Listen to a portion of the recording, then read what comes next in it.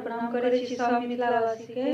आइ हम एकटा विवाहक विधि में होय वाला गठबंधन के गीत गाबि रहल छी और उम्मीद है जे अहाँ सबके नीक लागत। अगर नीक लागत तो हमर चैनल मैथिली गीतमाला के सब्सक्राइब कर देबै। धन्यवाद। करू गठबंधन लाल लली के, करू गठबंधन लाल लली के, चारू चंद्र चकोरे करू गठबंधन लाल लली के, चारू चंद्र चकोरे है। प्रथम गेट श्री राम संग बांधल, प्रथम गेट श्री राम संग बांधल, मिथिला जे किशोरी है।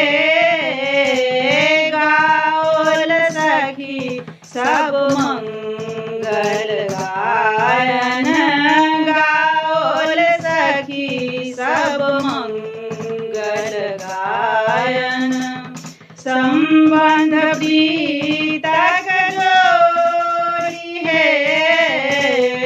करू गठबंधन लाल लली के, दोसर भरत बबुआ के, दोसर गेठ भरत बबुआ के, ओ मांडवी के जोड़ी है। करू गठबंधन लाल लली के, चारू चंद्र चकोरे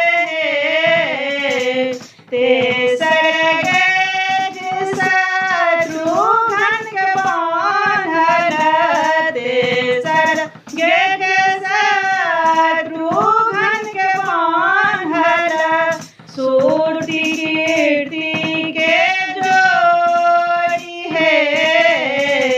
करू गठबंधन लाल लली के, चारू चंद्र चकोरे चारी मगज सखी हंसी हंसी बांधल, चारी मगज सखी हंसी हंसी बांधल, लखन उर्मिल के जोड़ी है। गाओल सखी सब मंगल गायन गाओल सखी, सब मंगल गायन, संबंध प्रीतक जोड़ी है। करू गठबंधन लाल लली के, करू गठबंधन लाल लली के,